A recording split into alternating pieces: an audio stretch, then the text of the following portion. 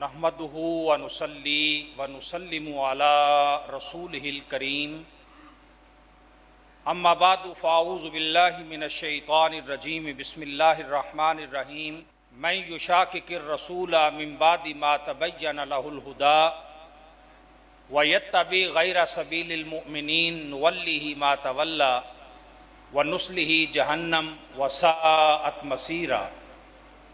صدق اللہ العظیم و صدق رسولہ النبی الکریم الامین۔ ان اللہ و ملائکتہ یصلون علی النبی یا ایہا الذین آمنوا صلوا علیہ وسلموا تسلیما۔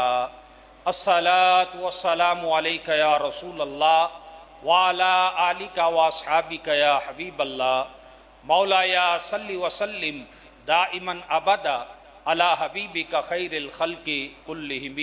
انتہائی عزت و احترام کے لائق زینت مسند صدارت حضرت پیر سید بدر مسعود شاہ صاحب گیلانی، زیب سجادہ آستانہ عالیہ نوریہ چورا شریف، انتہائی عزت و اکرام کے لائق استاد الاساتذہ عظیم محقق نقاد پروفیسر ڈاکٹر ہمایوں عباس شمس صاحب دامت برکاتہم العالیہ، حضرت علامہ محقق ادیب صادق علی زاہد صاحب دامت برکاتہم العالیہ، برادران اسلام حضرات و خواتین، السلام علیکم ورحمۃ اللہ وبرکاتہ۔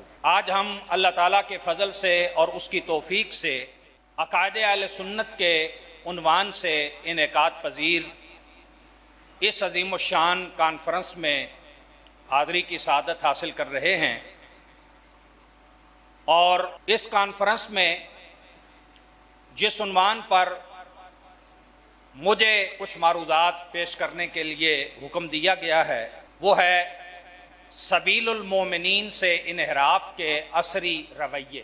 اللہ تعالیٰ کی مقدس و لاریب کتاب قرآن مجید برہان رشید کی سورہ طیبہ سورہ النساء سے آیت نمبر 115 کے مبارک کلمات کو میں نے اپنے اس موضوع کی بنیاد بناتے ہوئے تلاوت کیا۔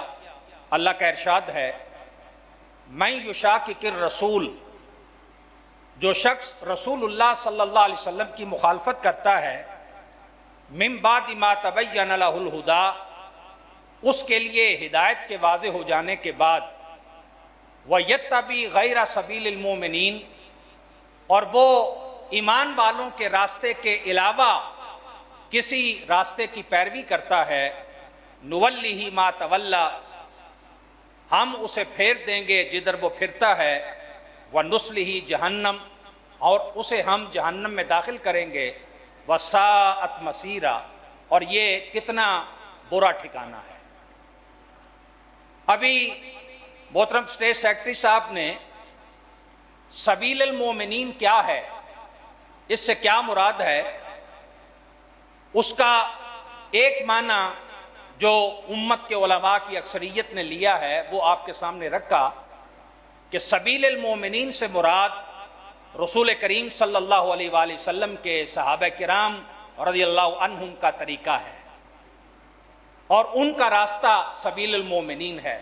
جیسا کہ انہوں نے ابھی آپ کے سامنے اظہار کیا کہ قرآن مجید برہان رشید جنہیں مومنین کہہ کر خطاب کرتا ہے، اس کے جو اولین مخاطب ہیں وہ نبی کریم صلی اللہ علیہ وسلم کے صحابہ کرام رضوان اللہ علیہم اجمعین ہیں، جن کے سامنے، جن کی موجودگی میں قرآن مجید برہان رشید نازل ہوا، جو براہ راست قرآن کے مخاطبین ہیں، جو براہ راست صاحب قرآن صلی اللہ علیہ وآلہ وسلم سے ذانو تلمس طے کرنے والے ہیں، آپ کی شاگردی کا اعزاز پانے والے ہیں، آپ سے تربیت حاصل کرنے والے ہیں، اور آپ کی خدمت میں رہ کر تزکیہ کے مراحل طے کرنے والے ہیں، تو ان کا راستہ یہ قرآن مجید برہان رشید اسے سبیل المومنین کہہ رہا ہے۔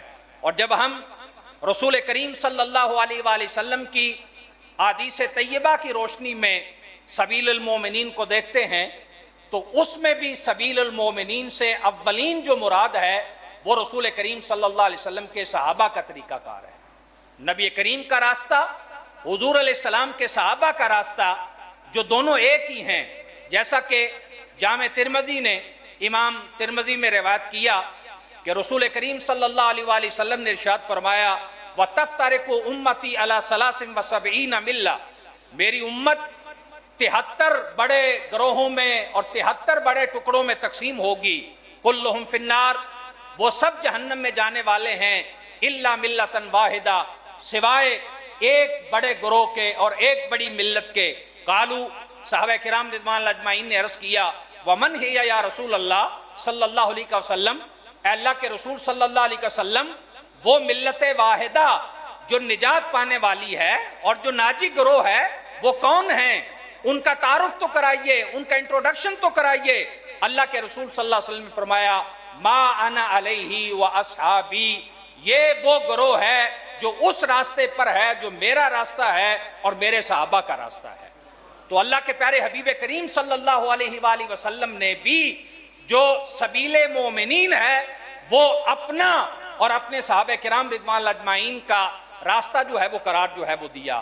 تو سبیل المومنین کا ایک معنی صحابہ کرام رضوان اللہ اجمعین کا راستہ ہے، اور سبیل المومنین کا جو دوسرا معنی اور مفہوم ہے وہ ہے اجماع امت، جس پر رسول کریم صلی اللہ علیہ وسلم کی امت کا اتفاق ہے۔ حضرت سیدنا امام محمد بن ادریس شافعی علیہ رحمہ کی خدمت میں ایک شیخ آئے اور آ کر سوال کیا کہ دین اسلام کے اصول کیا ہیں اور اسلام کی بنیاد کن اصولوں پر ہے؟ تو حضرت سیدنا امام محمد بن ادریس شافعی نے فرمایا کتاب اللہ، پھر سنت نبوی اور پھر اجماع امت۔ اب اس شیخ نے حضرت امام محمد بن ادریس شافعی سے سوال کیا کہ کتاب اللہ یہ امت کے دین کے اصول کی بنیاد ہے، یہ تو کلیئر ہے، سنت نبوی یہ امت کے دین کے اصولوں کی بنیاد ہے، یہ بھی کلیئر ہے، لیکن یہ جو آپ نے فرمایا کہ اجماع امت یہ دین کے اصول کی بنیاد ہے، کیا اس کا کوئی کتاب اللہ سے ثبوت ملتا ہے اور کہیں کتاب اللہ میں اس کا ذکر موجود ہے؟ حضرت سیدنا امام شافعی نے انہیں فرمایا کہ آپ مجھے تھوڑا مہلت دیجئے اور مجھے تھوڑا ٹائم دیجئے، میں اس کا جواب آپ کو جو ہے وہ دوں گا۔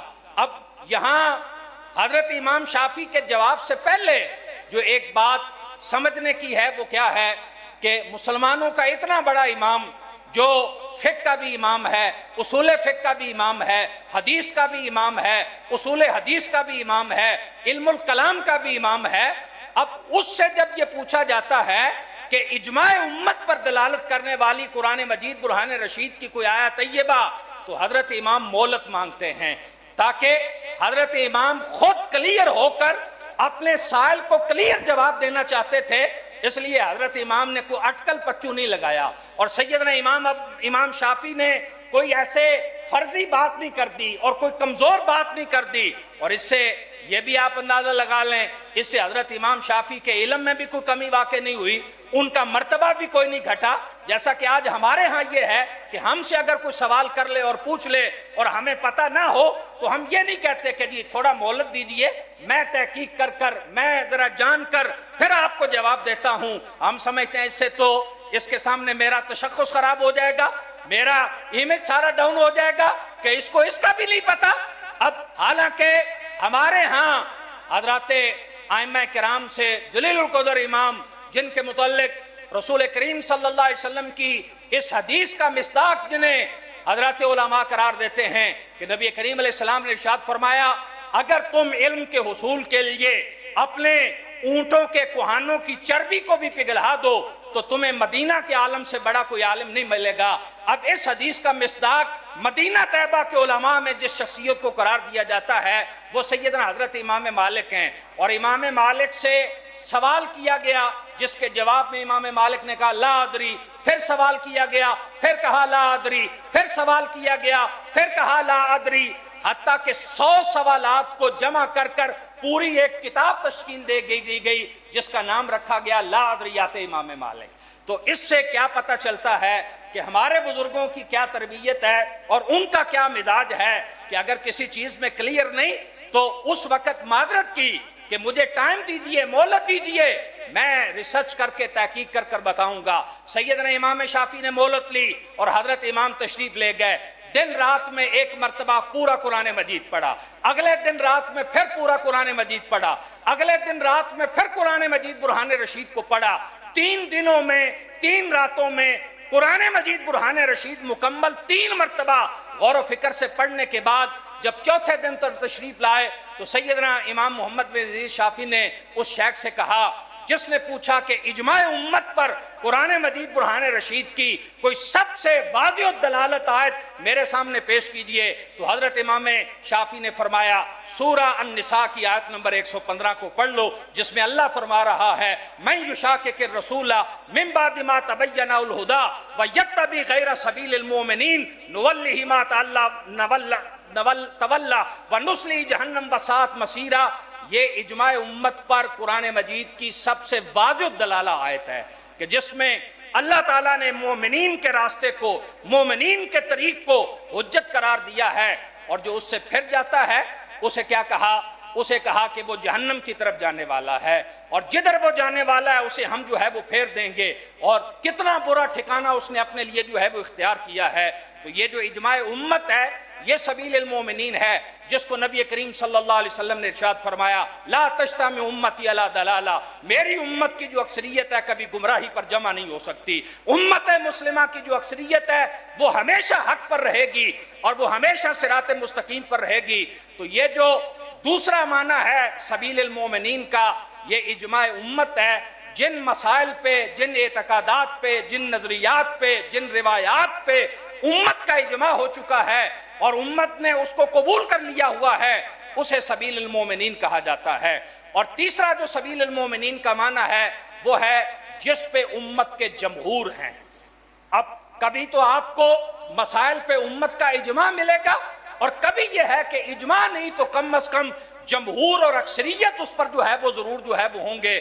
اور جس کو اگر میں باب مدینۃ العلم، ولایت کے منتہائے کمال، زہد و اتقیٰ میں بے مثال، شان بوترابی کے مہتاب، مدر تقویم موجودات، تاجدار حل عطا، شور سیدۃ النساء، داماد مصطفیٰ، شیر خدا حضرت علی المرتضیٰ کرم اللہ وجہ الکریم کی زبان سے بیان کروں تو حضرت مولا کائنات فرماتے ہیں سیالکم فی صنفان، میرے بارے میں 2 گروہ جو ہیں وہ ہمیشہ ہلاکت کا شکار ہوں گے۔ محب مفرط، ایک محبت میں غلوب کرنے والا، یذهب الحب الی غیر الحق کے، جسے محبت کا غلوب جو ہے سبیل مومنین سے ہٹا دے گا، ومبغض ومفرط، اور دوسرا بغض میں حد سے بڑھنے والا، جسے میری نفرت جو ہے سبیل المومنین سے ہٹا دے گی۔ اور کہا خیر الناس فیّ النمط الاوسط هو السواد الاعظم الزم الجماعہ فإن ید اللہ علی الجماعہ۔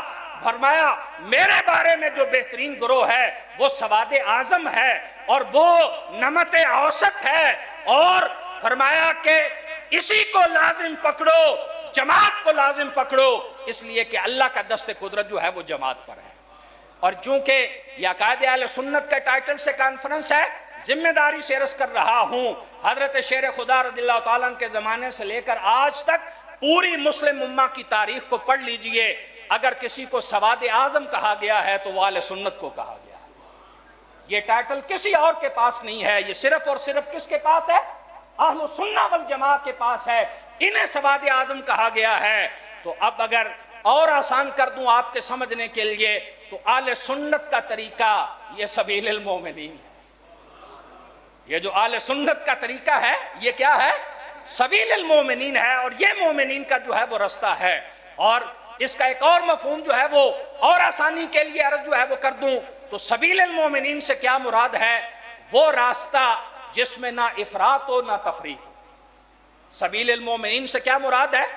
وہ راستہ جس میں نہ افراط ہو نہ تفریط ہو۔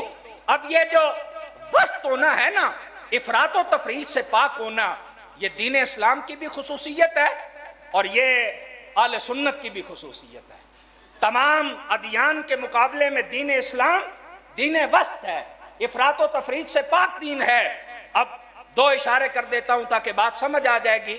اب خدا کا تصور اور معبود کا تصور، اس میں آپ دیکھیے کہ اسلام کے مقابلے میں جو دیگر ادیان ہیں ان میں کیا ہے کہ آپ کو خالص توحید نظر نہیں آئے گی. کہیں ایک طرف دہریت ہے. دہریت کیا ہے کہ خدا کے وجود کا ٹوٹلی انکار ہے کہ خدا ہے ہی کوئی نہیں, معبود ہے ہی کوئی نہیں, خالق ہے ہی کوئی نہیں, کوئی کائنات کا کریٹر نہیں ہے, یہ کائنات خود بخود بنی ہے اور خود بخود جو ہے وہ چل رہی ہے. اب یہ ایک انتہا ہے. اور اس کے مقابلے میں دوسری انتہا کیا ہے کہ کئیوں نے فرشتوں کو اللہ کی بیٹیاں بنا لیا اور ان کو الہیت میں شامل کر لیا. کسی نے حضرت عیسیٰ علیہ السلام کو ابن اللہ کہہ کر الہیت میں شامل کر لیا. کسی نے عزیر علیہ السلام کو ابن اللہ کہہ کر توحید کا معنی بگاڑ دیا اور توحید خالص سے جو ہے وہ ہٹ گیا. اور کسی نے چونٹی سے لے کر بندر, متھر, ہاتھی, شیر, چوہے اور پتھر کی بنائی مورتیاں سب کو معبود سمجھ لیا اور سب کی پرستش کرنا شروع کر دی. اس کے مقابلے میں کیا؟ اس کے مقابلے میں اسلام افراط و تفرید سے پاک دین عقیدہ توحید کیا بتاتا ہے؟ قل هو اللہ احد. معبود کہہ دیجئے کہ اللہ ایک ہے. اللہ کیا ہے؟ ایک ہے. لم یلد ولم یولد, نہ وہ کسی کی اولاد نہ اس کی کوئی اولاد. ولم یکن لہ کفوا احد, کوئی اس کا ہمسر اور ہم پلہ جو ہے وہ نہیں ہے. یہ کیا ہے؟ یہ افراط و تفرید سے پاک ہے.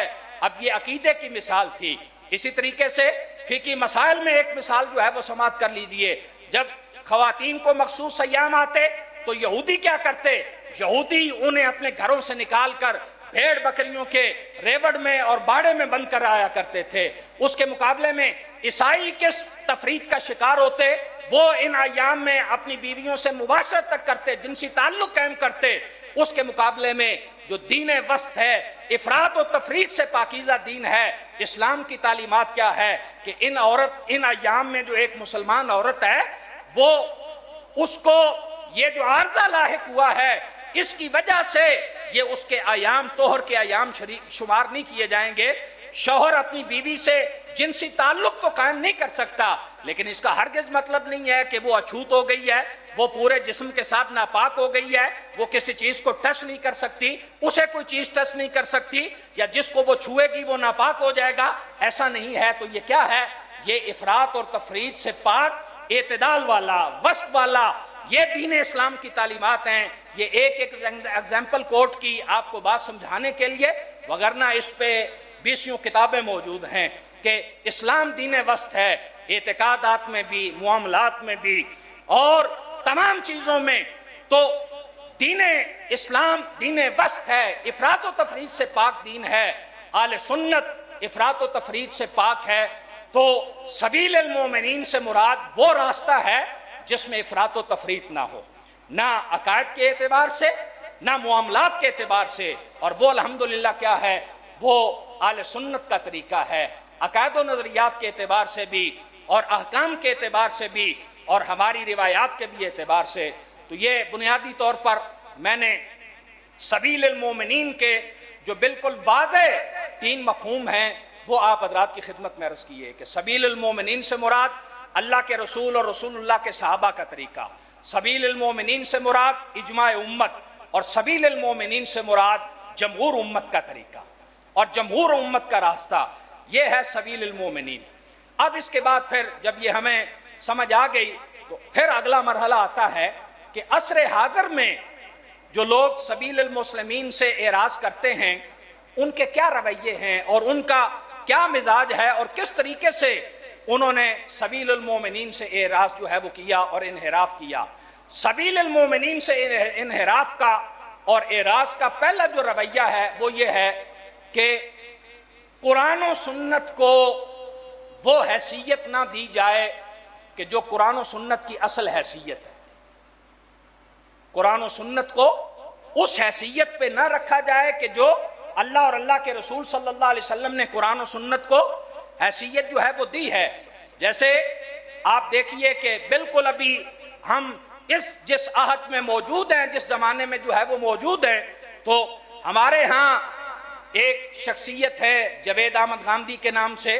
ان کے نظریات میں جو بڑے بڑے ان کے میجر نظریات ہیں ان میں ایک نظریہ کیا ہے کہ سنت صرف دین ابراہیمی کی وہ روایت ہے جسے نبی کریم صلی اللہ علیہ وسلم نے دین کی حیثیت سے جاری کیا. اب اس کو ذرا توجہ سے سنیے بھی اور سمجھیے بھی کہ گاندھی صاحب سنت کو کیا کہتے ہیں؟ سنت دین ابراہیمی کی وہ روایت ہے جسے اللہ کے رسول صلی اللہ علیہ وسلم نے بطور دین جاری کیا. اور اگلا جملہ کتنا خطرناک ہے، اور جس کو میں نے عرض کیا کہ یہ جو سبیل المسلمین ہے اس سے انحراف کا رویہ کیا کہ قرآن مجید اور سنت نبوی کی حیثیت ہی ختم کر دی، اور اس حیثیت کو ایسے ڈیمیج کر دیا کہ اس کی بنیاد پر جو پوری دین کی بنیاد ہے وہ ڈیمیج جو ہے وہ ہو جاتی ہے. اگلا جملہ کیا ہے کہ اور یہ قرآن سے بھی مقدم ہے. یہ گاندھی صاحب کا جملہ ہے کہ سنت سے مراد کیا ہے؟ ابراہیمی کی وہ روایت جسے اللہ کے نبی صلی اللہ علیہ وسلم نے بطور دین جاری کیا، اور یہ کیا ہے؟ قرآن سے بھی کیا ہے؟ مقدم ہے. اب آپ بتائیے کہ کیا ہمارے مسلمانوں کے ہاں قرآن سے کوئی چیز مقدم ہے؟ ہرگز نہیں ہے. اللہ کے پیارے حبیب کریم صلی اللہ علیہ وآلہ وسلم نے کیا ارشاد فرمایا؟ انی تارک فیکم الثقلین، میں تمہارے درمیان دو عظیم چیزیں چھوڑ کر جا رہا ہوں، ما ان اخذتم بہما، جب تک ان کو مضبوطی سے تھامے رکھو گے، لن تضلوا، ہرگز گمراہ نہیں ہوگے. اولھا کتاب اللہ، اس میں سے پہلی اللہ کی کتاب ہے، وثانیھا سنت نبیکم، اور دوسری تمہارے نبی علیہ السلام کی سنت ہے. تو قرآن مجید برہان رشید مقدم ہے، یہ وحی الہی ہے، یہ وحی مطلوب ہے.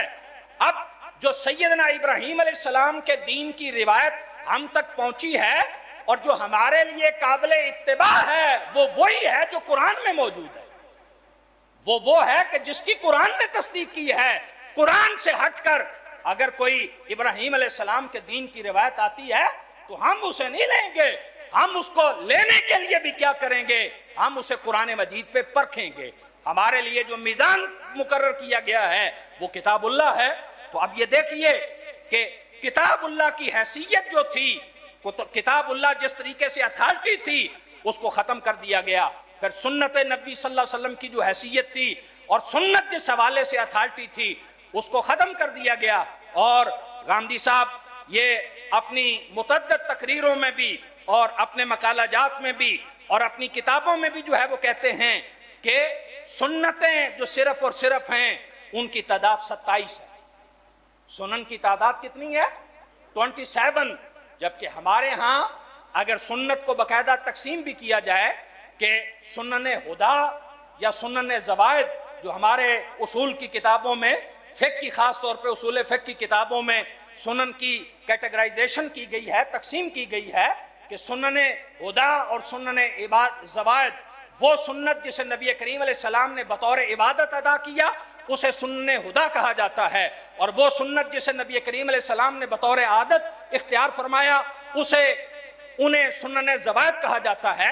تو ہمارے ہاں تو سنن جو ہیں وہ سنن ہدا بھی سینکڑوں کی تعداد میں ہیں اور جو سنن زوائد ہیں وہ بھی سینکڑوں کی تعداد میں ہیں. تو اب یہ کیا ہے؟ سنت کی حیثیت کو ختم کر دیا اور ڈیمیج کیا. کیا کہہ کر؟ پہلے تو سنت کی غلط تعریف کر کے.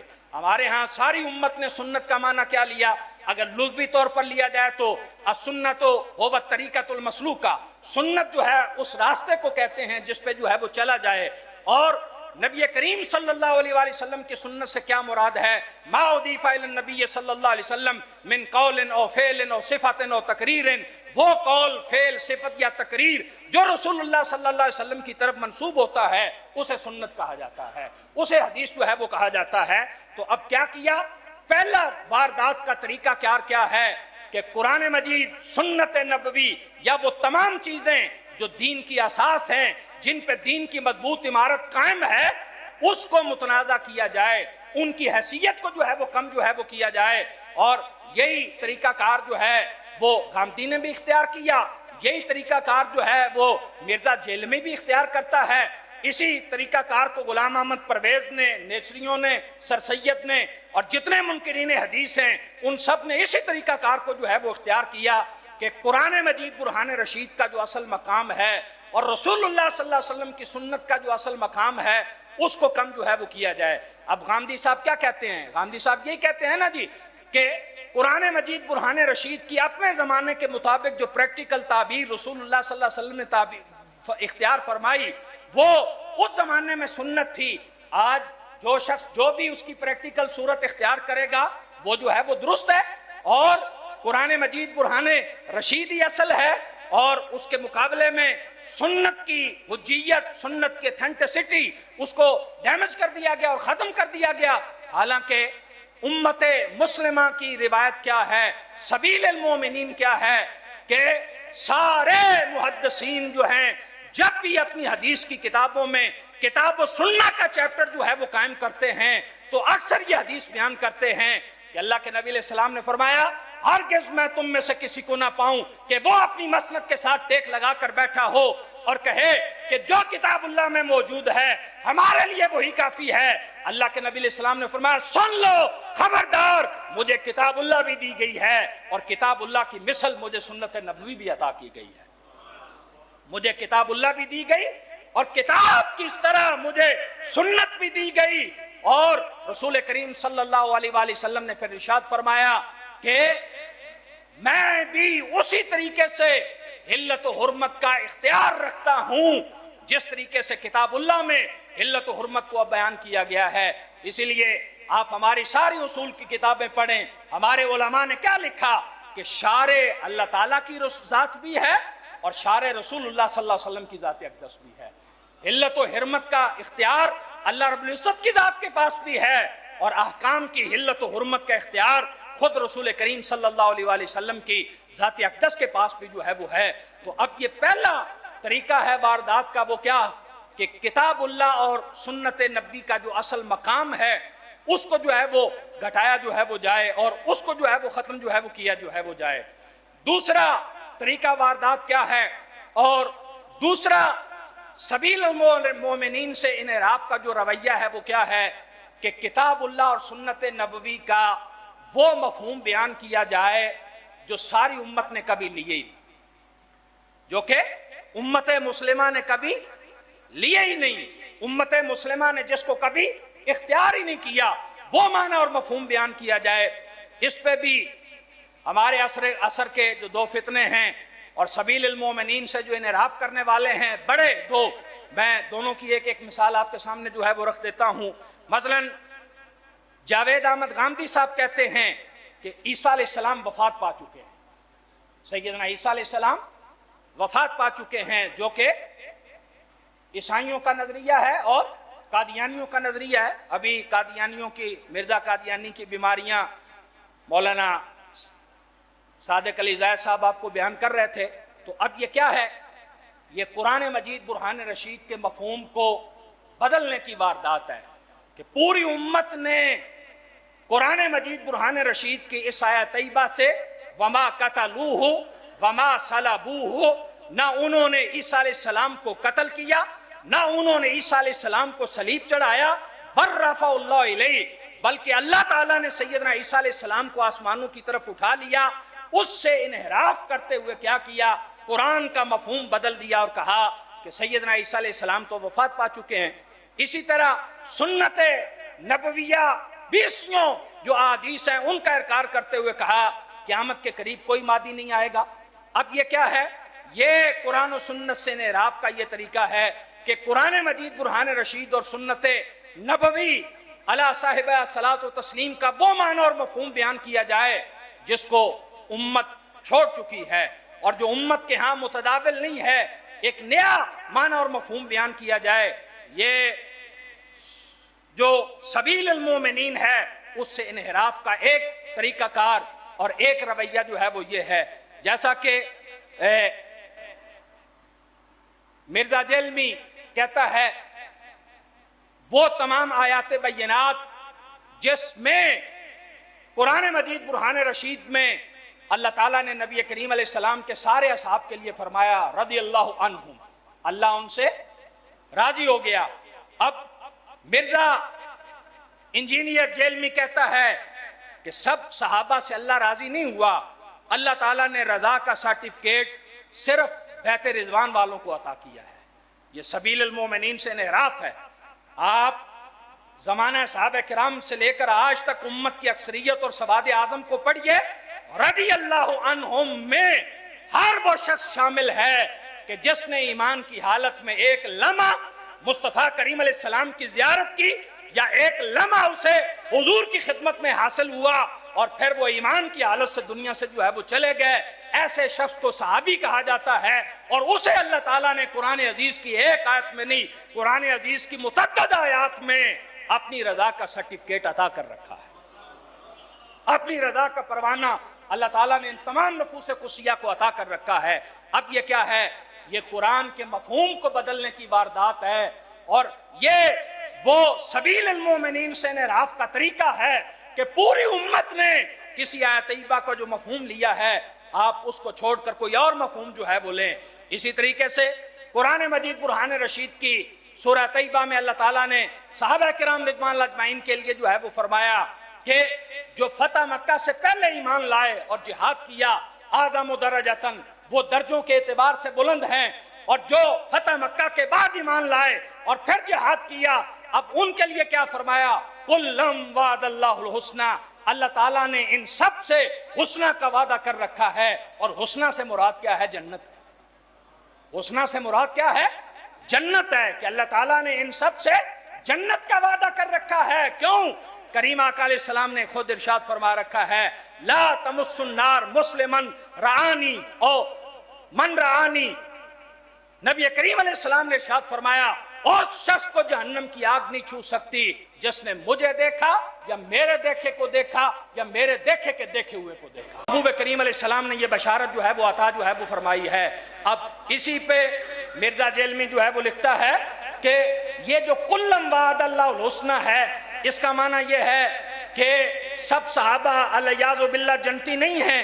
ہاں، اس کا یہ مفہوم لیا جا سکتا ہے کہ خدا نخواستہ اپنے اعمال کی سزا بھگت کر جنت میں چلے جائیں گے، تو پھر صحابی اور غیر صحابی کا فرق ہی کیا رہا؟ پھر صحابی اور غیر صحابی میں امتیاز ہی کیا رہا؟ ماں پہلے امتیاز تو یہ ہے نا کہ لا تمس النار من رعانی اور آمن رعانی، جس نے مجھے دیکھا ایمان کی حالت میں اسے جہنم کی آگ نہیں چھو سکتی، جس نے اس کو دیکھا، جس نے مجھے دیکھا، اسے بھی جہنم کی آگ جو ہے وہ نہیں جو ہے وہ چھو سکی۔ یہ مقام مدح ہے، اور مقام مدح میں جو کلمہ آتا ہے وہ ممدوح کے ساتھ خاص ہوتا ہے، وہ اس کا امتیاز ہوتا ہے۔ اس لیے یہ معنی اختیار کرنا یہ کیا ہے؟ یہ سبیل المومنین سے انحراف کا دوسرا رویہ ہے۔ کیا کہ قرآن و سنت کا وہ معنی مراد لیا جائے، وہ مفہوم بیان کیا جائے جو پوری امت مسلمہ نے کسی نے مراد نہیں لیا، جو امت مسلمہ نے کبھی مراد جو ہے وہ نہیں جو ہے وہ لیا۔ اور اسی واردات کا طریقہ اور بھی ہے۔ کیا؟ اس کو ذرا توجہ سے سنیے گا۔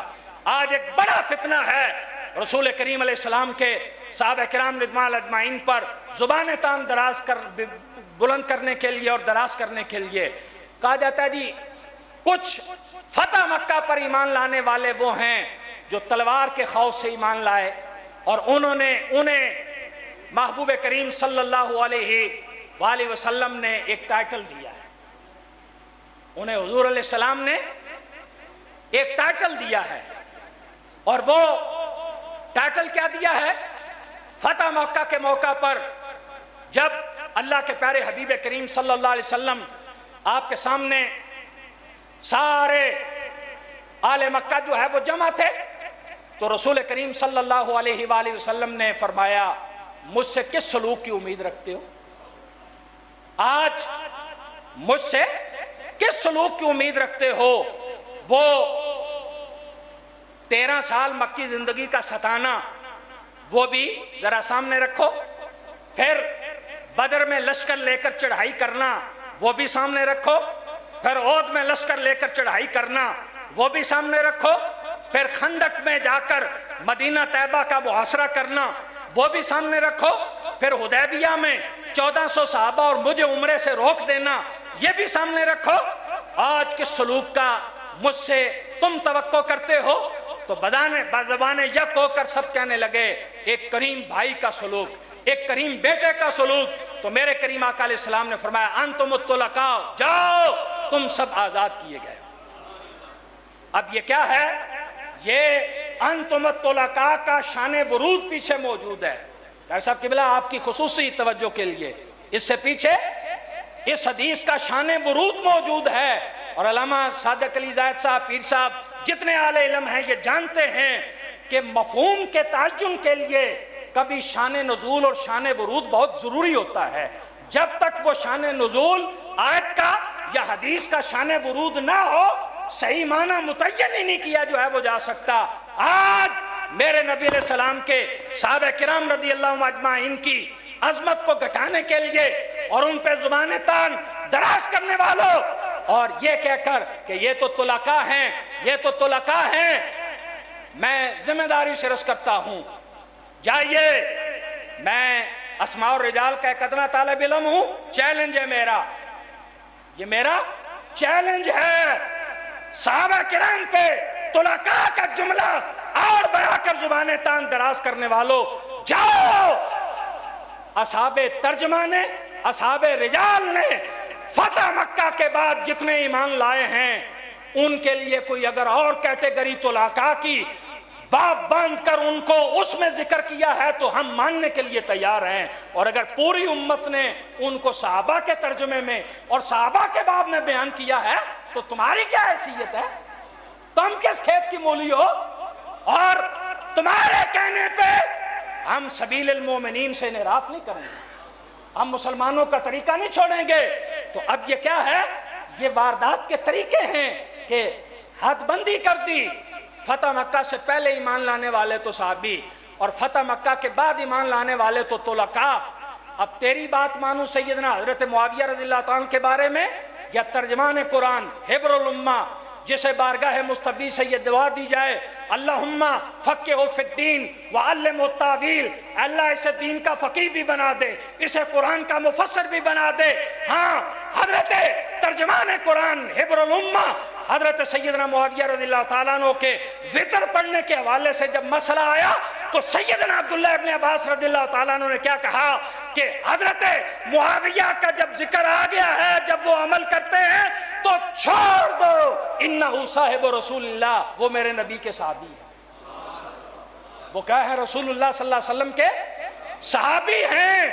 تو طلقاء میں شمار کرے اور حضرت ابن عباس صحابی رسول کہہ کے پکاریں تو تیری کیا اوقات ہے؟ ہمارے نزدیک تو سند عبداللہ ابن عباس ہیں، ہمارے نزدیک تو اعتبار حضرت عبداللہ ابن عباس رضی اللہ تعالیٰ عنہ کی رائے کا ہے نا.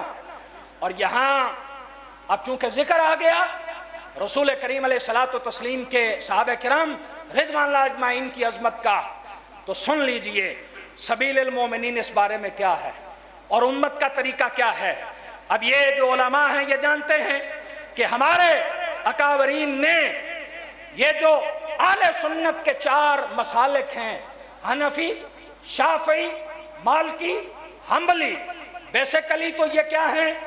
یہ فقہی مسالک ہیں، یہ تقلیدی مسالک ہیں، لیکن ساری امت نے اس بات پہ اتفاق کیا ہے کہ اہل سنت ان 4 میں بند ہے. اہل سنت کیا ہیں؟ ان 4 میں بند ہیں، انہی کو اہل سنت جو ہے وہ کہا جاتا ہے. تو اب آپ ذرا پڑھ لیجئے ان اہل سنت کے ائمہ کے کیا اقوال ہیں. سورہ فتح کی آخری آیت طیبہ کے متعلق امام دار الہجرہ حضرت سیدنا امام مالک اصبہی آپ فرماتے ہیں، من اصبح من الناس فی قلبہ غیظ علی عہد من اصحاب رسول اللہ صلی اللہ علیہ وسلم فقد اصابتہ ہذہ الآیہ، کہ جس شخص کے دل میں بھی نبی کریم صلی اللہ علیہ وسلم کے کسی ایک صحابی کے بارے میں بھی بغض ہے، غصہ ہے، نفرت ہے، کینہ ہے، حسد ہے، تو حضرت سیدنا امام مالک فرماتے ہیں اس پر قرآن کی یہ آیت صادق آتی ہے کہ جس کو اللہ تعالیٰ نے بیان فرمایا کہ سیدنا عیسیٰ علیہ السلام کی تورات میں رسول اللہ صلی اللہ علیہ وسلم کے صحابہ کی مثال کا زرعن اس کھیتی جیسی ہے جس نے اپنی کونپل کو نکالا، پھر اس کو مضبوط کرا، پھر اپنے تنے پر کھڑی ہو گئی، یعجب الزراع، کاشتکار کو بھلی لگتی ہے، لیغیظ بہم الکفار، اور کافروں کے دلوں کو جلاتی ہے. صحابی رسول کا بغض اگر کسی کے سینے میں موجود ہے تو اس پر قرآن کی آیت یہ صادق ہے، یہ اسے جلائے گی. یہ کیا کرے گی؟ اسے جلائے گی. یہ سبیل المومنین ہے، حضرت امام مالک کی رائے ہے. آئیے حضرت سیدنا امام احمد ابن حنبل کی رائے سنو. میرے امام فرماتے ہیں اذا رأیت رجلا یذکر احد من الصحابۃ بسوء جب تم کسی شخص کو دیکھو کہ وہ رسول اللہ صلی اللہ علیہ وسلم کے صحابہ کا برے کلمات کے ساتھ ذکر کرتا ہے، کیا کرتا ہے؟ برے الفاظ کے ساتھ حضور کے صحابہ کا ذکر کرتا ہے، تو کیا کہا؟ فَاتَّهِمْهُ عَلَى الْإِسْلَامِ، تو تو اس کے اسلام میں شک کر، اس کا اسلام ہی مشکوک ہے جو کیا کرتا ہے؟ رسول اللہ صلی اللہ علیہ وسلم کے صحابہ کا ذکر برے الفاظ سے کرتا ہے۔ حضرت امام احمد ابن حنبل کی رائے کیا؟ سبیل المومنین کیا؟ کہ اس کا اسلام مشکوک جو رسول کریم صلی اللہ علیہ وسلم کے کسی ایک صحابی کا ذکر بھی برے الفاظ کے ساتھ جو ہے وہ کرے۔ پھر حضرت سیدنا امام ابو زرع رازی آپ فرماتے ہیں اذا رأیت رجلا ینتقص احدا من اصحاب رسول اللہ صلی اللہ علیہ وسلم فاعلم انہ زندیق، جب تم کسی شخص کو دیکھو کہ وہ رسول اللہ صلی اللہ علیہ وسلم کے کسی صحابی کی بھی برائی کر رہا ہے تو جان لے ایسا شخص زندیق ہے۔ ایسا شخص کون ہے؟ استغفر اللہ علیہ باللہ، زندیق ہے، بے دین ہے، بے دین ہے جو نبی کریم علیہ السلام کے صحابہ کی برائی کرتا ہے۔ اور پھر حضرت امام شافعی کی رائے سنو، اور اللہ کی عزت کی قسم یہ سبیل المومنین اپنے دل میں اتار لو اور اپنی قسمت پہ ناز کیا کرو۔ اللہ نے تمہیں سواد اعظم سے جوڑ رکھا ہے، اللہ نے تمہیں سبیل المومنین سے جوڑ رکھا ہے۔ سیدنا امام شافعی اپنے شاگرد جو خود حدیث اور فقہ کے امام ہیں حضرت امام ربیع، ان سے فرماتے ہیں کہ صحابہ کے معاملے میں باس و تکرار نہ کیا کر، رسول اللہ کے صحابہ کے معاملے میں باس و تکرار نہ کیا کر۔ کیوں؟ کہ کل قیامت والے دن جب ان کے دفاع میں رسول اللہ ہوں گے تو کیا کرے گا؟ نہیں، آپ نے اس جملے کا مول نہیں ڈالا، اس کو ذرا دل کی گہرائی میں پہلے اتاریے کہ جب صحابہ کے دفاع میں حشر کے میدان میں رسول اللہ تیرے مقابلے میں ہوں گے تو کیا کرے گا؟ تو کیا کرے گا؟ کیوں کہ میرے کریم آقا علیہ السلام نے کیا فرمایا؟ من احبہم فبحبی احبہم، جس نے میرے صحابہ سے محبت کی اس نے میری محبت کی وجہ سے ان سے محبت کی، اور جس نے میرے صحابہ سے بغض رکھا میری بغض اور میری نفرت کی وجہ سے ان سے جو ہے وہ بغض رکھا۔ فرمایا کل قیامت والے دن کیا کرے گا؟ کیا رسول اللہ کا مقابلہ کر پائے گا؟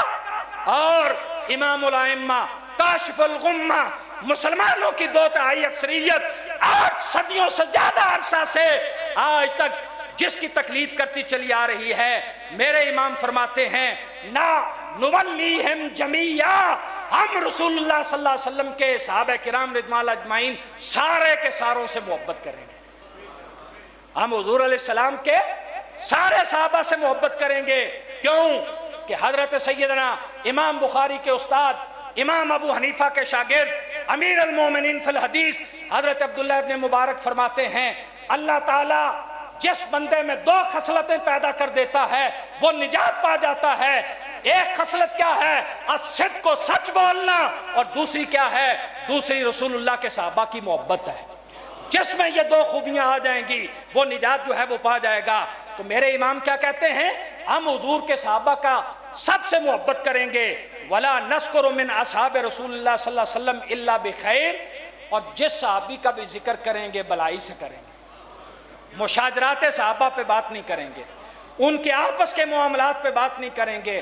ہم جب بھی بولیں گے تو شان بیان کریں گے، ہم جب بھی بولیں گے تو فضیلت بیان کریں گے، ہم جب بھی بولیں گے تو عظمت کی بات کریں گے۔ جو ان کے درمیان معاملات ہوئے وہ لے کر اللہ کے حضور جو ہے وہ پیش ہو چکے ہیں، اور یہی جو سبیل المومنین ہے کہ صحابہ کا ذکر ہمیشہ خیر اور بھلائی سے ہوگا، اسی کو بیان کیا حضرت شیخ عبد القادر جیلانی نے، اسی کو بیان کیا حضرت مجدد الفسانی نے، اسی کو بیان کیا حضرت شاہ ولی اللہ محدث دہلوی نے، اسی کو بیان کیا حضرت شاہ عبد الحق محدث دہلوی نے، اور اسی کو بیان کیا امام اہل سنت امام شاہ احمد رضا خان فاضل بریلوی نے۔ اور یہی ہے سبیل المومنین، یہی کیا ہے؟ سبیل المومنین۔ مجھے اشارہ ہو گیا ہے آخری جملہ اسی پس منظر میں کہ آج کچھ لوگ ایسے بھی پیدا ہو گئے ہیں کہ جو کہتے ہیں جی صحابہ سے محبت ٹھیک، لیکن کسی صحابی کا دن نہیں منایا جائے گا، اپنا دن بھی اپنے ابے کا دن بھی اور آگے اپنے بچوں کا دن بھی، اور صحابی کا دن نہیں منانا، صحابی کا عرس نہیں۔ سن لیں سبیل المومنین کیا ہے؟ سبیل المومنین یہ ہے کہ صحابہ کے مشاجرات پہ زبان بند رکھی جائے گی، صحابہ کی تعریفوں پہ زبان بند نہیں رکھی جائے گی۔ کیوں کہ ضابطہ یہ ہے من احب شیئا اکثر ذکرہ، جس سے جتنی محبت ہوتی ہے اس کا اتنا ذکر ہوتا ہے، اسے اتنا یاد کیا جو ہے وہ جاتا ہے۔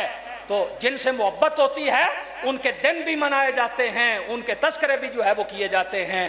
اللہ رب العزت کی بارگاہ میں دعا ہے کہ خالق ارض و سماوات مجھے اور آپ سب کو ساری زندگی اعتقادی اعتبار سے بھی اور عملی اعتبار سے بھی سبیل المومنین کے نظریے سے بھی اور سبیل المومنین کی عملی روایت سے مضبوطی سے جڑے رہنے کی توفیق عطا فرمائے، اور یہ سعادت اللہ ہماری قیامت تک آنے والی نسلوں کو بھی عطا فرمائے۔